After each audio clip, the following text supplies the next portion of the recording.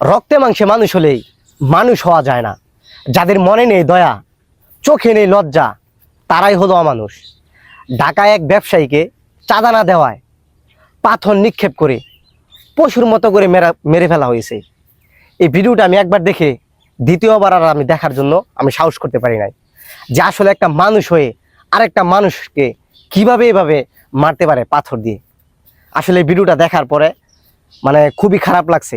এই ভিডিওটা হয়তো আপনারাও অনেকেই দেখছেন, যে আসলে কিভাবে এরা এই কাজটা করতে পারে চাঁদা না দেওয়াতে। এই দেশটাকে স্বাধীন করে কি পেলাম?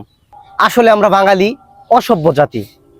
আজকে বাঙালি হয়ে নিজেকে খুবই লজ্জিত মনে হচ্ছে যে একটা স্বাধীন দেশের মধ্যে এরকম জঘন্য কার্যক্রমগুলা হচ্ছে, প্রতিনিয়ত হচ্ছে।